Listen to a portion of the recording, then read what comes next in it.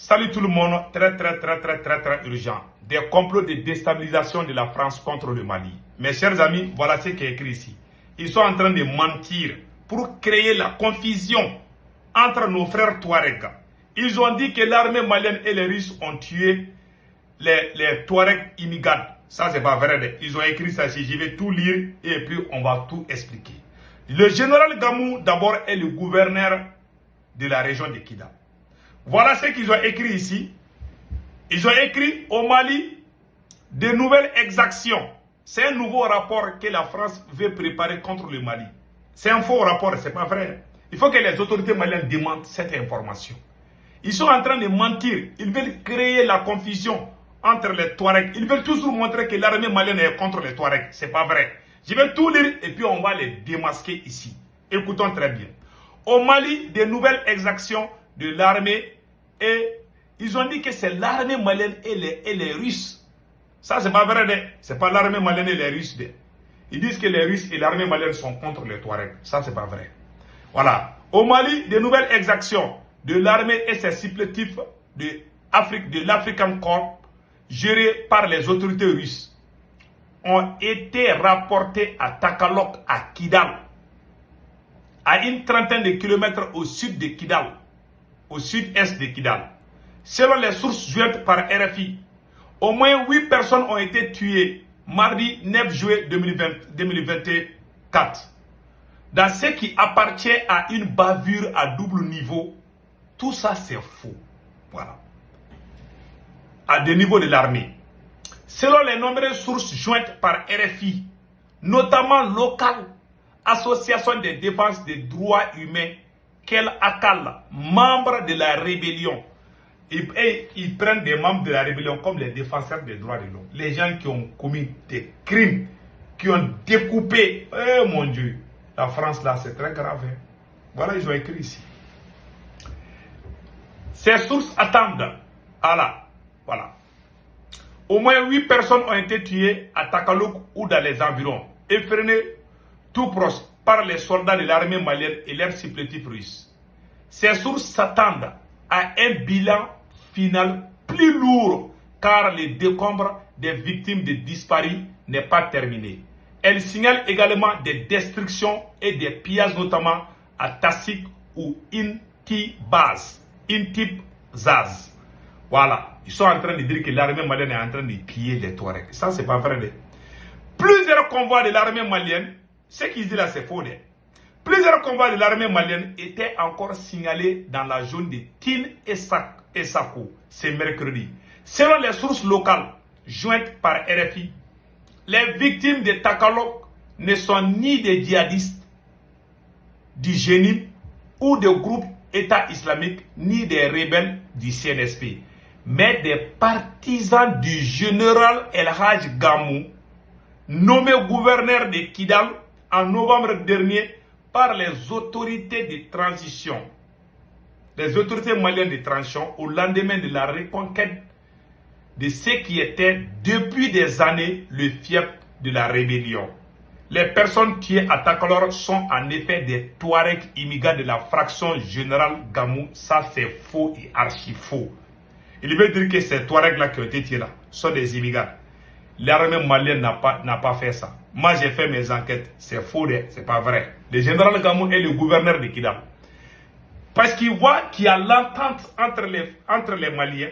Parce que la France voit qu'il y a des gens qui déposent les armes. La France veut toujours mélanger. La France veut toujours allumer le feu au Mali. La France ne veut pas que la rébellion finisse. La France ne veut pas que le terrorisme finisse. Voilà pourquoi ils sont en train de mentir comme ça. Voilà. La France ne montre jamais que les terroristes déposent les armes. La France veut toujours faire croire aux gens que ça ne va pas au Mali. Ça, c'est pas bon. Voilà.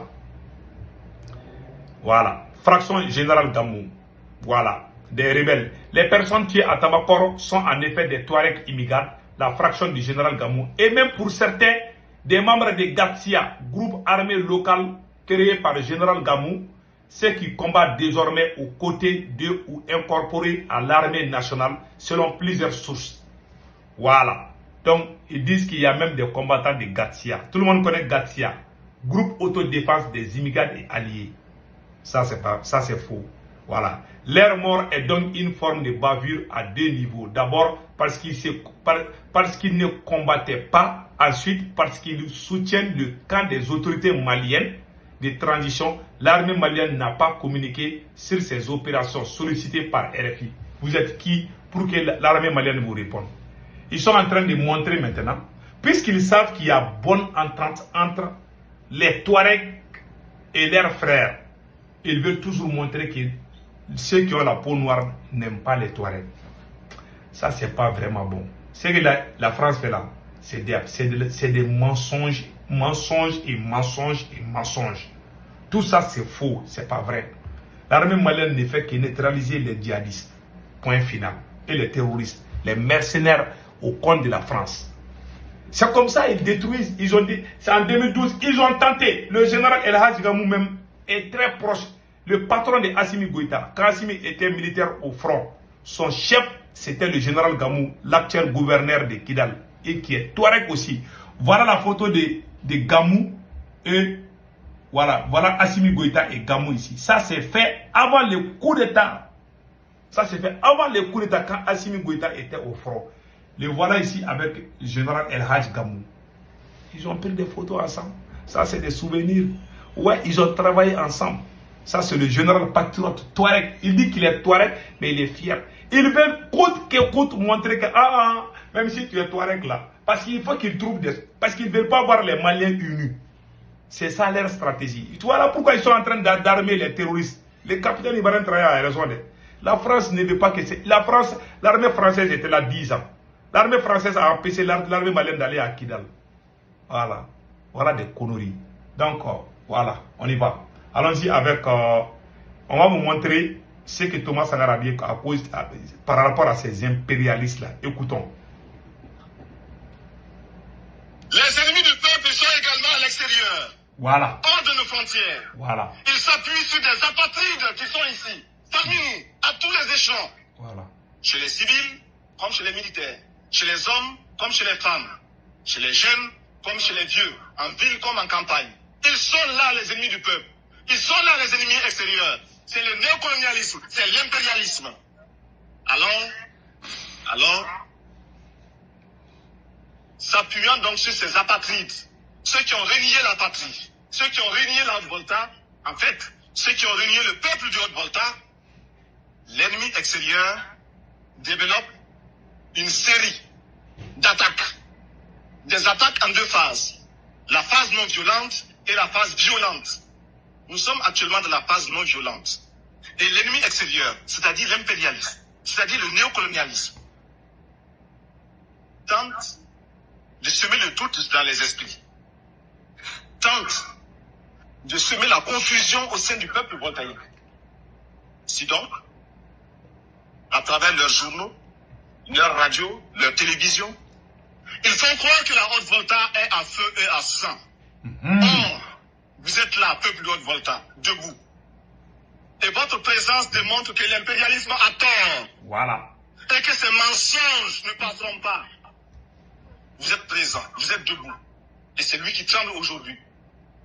Un journaliste étranger, dans un pays lointain, assis dans son bureau climatisé, dans son fauteuil roulant, a osé dire qu'actuellement, le CSP connaît un échec dans cette tournée d'information. Est-ce que c'est un échec? Vous êtes là, répondez-moi. Est-ce que c'est un échec? Je souhaiterais que l'impérialisme soit là, qu'il vous entende dire non. Répétez, est-ce que c'est un échec? Voyez-vous, l'impérialisme a tort. Mais l'impérialisme est un mauvais élève. C'est un mauvais élève. Quand il est battu, quand il est renvoyé de la classe, il revient encore. C'est un mauvais élève. Il n'a jamais appris la leçon de son échec. Il n'a jamais tiré la leçon de son échec. Il est là-bas en Afrique du Sud, en train d'étaler, en train d'égorger les Africains. Simplement parce que ces Africains pensent à la liberté comme vous aujourd'hui.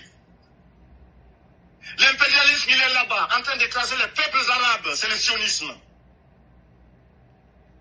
L'impérialisme est partout. Et à travers sa culture qu'il répand, à travers ses fausses informations, il nous amène à penser comme lui. il nous amène à nous soumettre à lui, à le suivre dans toutes ses manœuvres. De grâce, il faut que nous barrions la route à cet impérialisme. Bravo. On dirait qu'il parle aujourd'hui. Voilà des grands... lui, c'est un savant. Je te dis, hein, il a tout dit. Il a tout dit. C'est la bouche de la France qui a provoqué le coup d'État contre ATT. France 24 a dit que le président ATT est complice des terroristes. Voilà, les Sanogo, capitaine Sanogo s'est levé pour aller faire coup d'État contre ATT. Ils ont menti partout. La France là n'est pas bien.